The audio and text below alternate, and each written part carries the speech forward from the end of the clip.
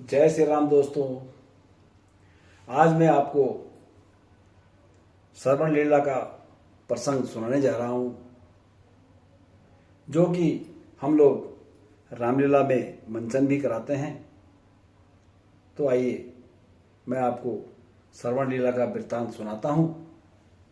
तो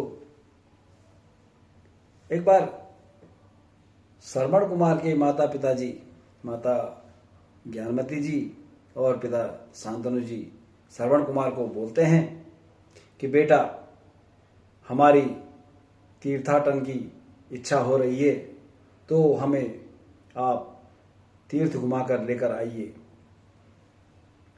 तो माता पिताजी की आज्ञा का पालन करते हुए मातृ पितृभक्त श्रवण कुमार उनको तीर्थ घुमाने के लिए ले चलते हैं। चलते चलते एक स्थान पर उनके माता पिताजी को प्यास लग जाती है और वो श्रवण कुमार को बोलते हैं कि बेटा, कहीं पास में जलाशय हो तो आप जल लेकर आइए, हमें बहुत तेज प्यास लगी है। तो श्रवण कुमार जल लेने जंगल की ओर चलते हैं। चलते चलते एक स्थान पर उनको जलाशय मिलता है और वो जल भरने लगते हैं। तो उसी तरफ राजा दशरथ अपने सेनापतियों के साथ शिकार खेलने वन में गए होते हैं। जलाशय से आवाज सुनते ही उनको लगता है कि शायद कोई मृग या जंगली जानवर जलाशय में जल पीने आया है।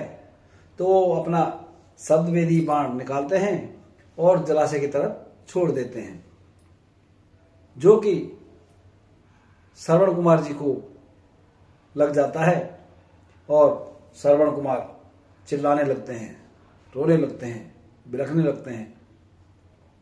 श्रवण कुमार की आवाज़ सुनते ही राजा दशरथ जलाशय की तरफ दौड़ते हैं और देखते हैं, अरे ये धोखे से मैंने क्या कर दिया, कितना बड़ा अपराध कर दिया।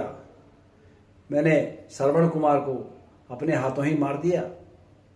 तो श्रवण कुमार राजा दशरथ को पूछते हैं, अरे अन्यायी कौन है तू, और तूने मुझे ये तीर क्यों मारा है, मैंने तेरा क्या बिगाड़ा था। तो आइए श्रवण कुमार क्या कहते हैं।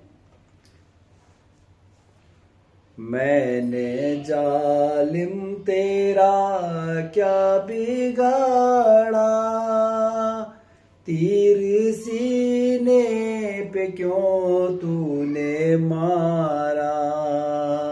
मैंने जालिम तेरा क्या बिगाड़ा, तीर सीने में क्यों तूने मारा।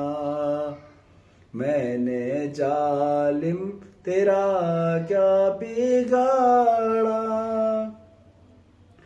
पेड़ के नीचे हैं जल के त्रासे, पेड़ के नीचे हैं जल के त्रासे। बिरद माता पिता मेरे प्यासे, कौन जाएगा जल उनको देने। तूने अंतिम सहारा भी तोड़ा। मैंने जालिम तेरा क्या बिगाड़ा, तीर सीने पे क्यों तूने मारा। शुष्क कंठ है हाय बिना जल के, शुष्क कंठ है हाय बिना जल के। तूने अंधों की लाठी को तोड़ा। मैंने जालिम तेरा क्या बिगाड़ा, तीर सीने में क्यों तूने मारा। सरबण पुकारते होंगे, बेटा बेटा पुकारते होंगे। एक श्रवण था उनका सहारा, उन्होंने जालिम तेरा क्या बिगाड़ा। तीर सीने में क्यों तूने मारा। तड़पेंगे वो अकेले बनों में, तड़पेंगे वो अकेले बनों में। प्राण दे देंगे रो रो के क्षण में। माँ पिताजी मैं शरवण तुम्हारा, माँ पिताजी मैं शरवण तुम्हारा। करता अंतिम प्रणाम तुम्हारा, करता अंतिम प्रणाम तुम्हारा। मैंने जालिम तेरा क्या बिगाड़ा। तीर सीने में क्यों तूने मारा। तो जब श्रवण कुमार राजा दशरथ जी को पूछते हैं तो राजा दशरथ क्या जवाब देते हैं, आइए सुनिए। पापी दशरथ हूँ कर्मों का मारा, पापी दशरथ हूँ कर्मों का मारा। मैं हूँ अपराधी शरवण तुम्हारा, मैं हूँ अपराधी शरवण तुम्हारा। राजा हो के भी राक्षस बना मैं, राजा हो के भी राक्षस बना मैं।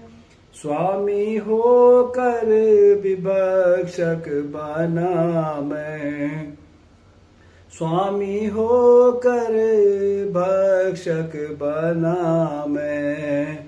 मैंने ही लाल तुमको संघारा, मैं हूँ पापी दशरथ यारा।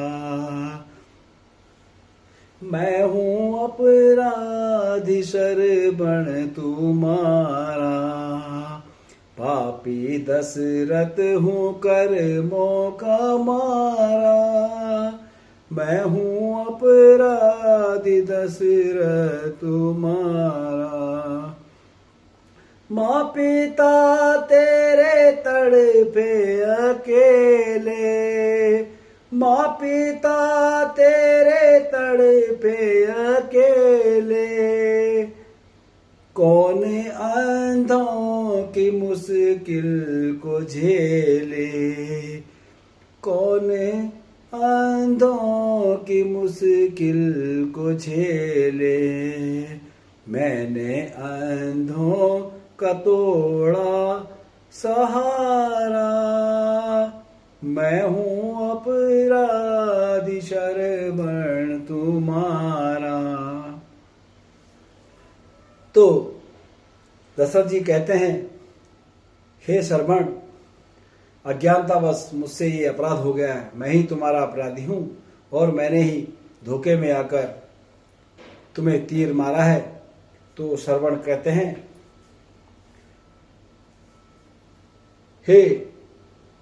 हे राजन, आप चिंतित न होइए, जो होना था सो हो चुका है। आप एक कष्ट कीजिए, यहाँ से कुछ दूर पर मेरे माता पिताजी प्यासे बैठे हैं, आप जल लेकर जाइए और उनको जल पिला दीजिए। तो दशरथ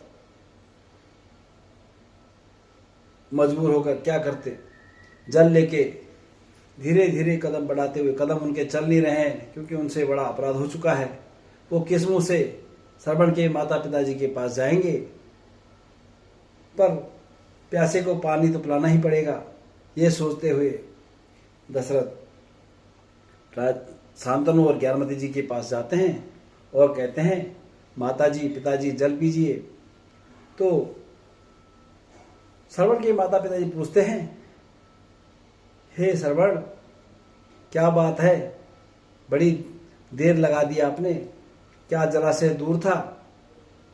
अब राजा दशरथ चुप रहते हैं, कुछ नहीं बोलते। तो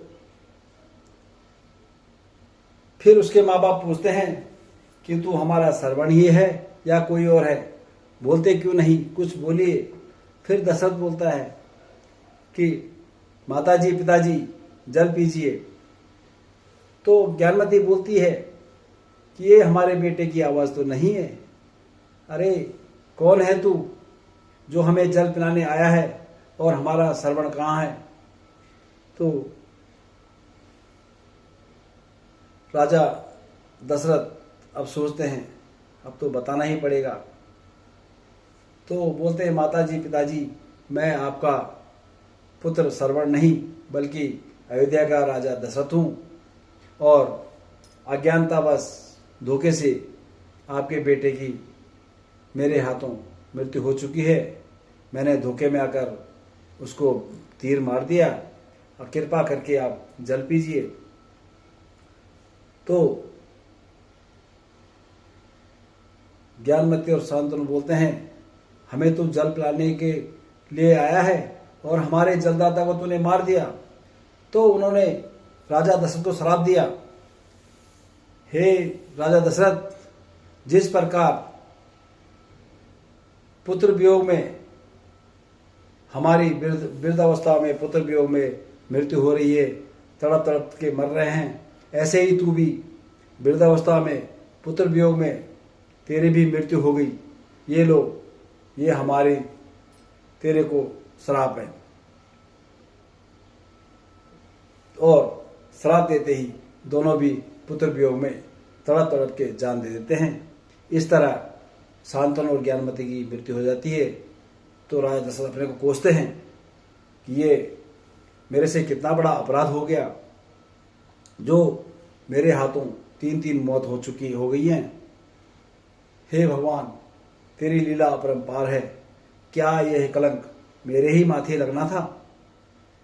फिर सोचते हैं और संतोष होता है उनको कि कम से कम श्रवण के माता पिताजी हमको अपनी तरफ श्राप तो दे गए हैं, मुझे उनका श्राप स्वीकार है, और वो अपने राज्य की ओर चल पड़ते हैं। तो दोस्तों, ये थी श्रवण लीला।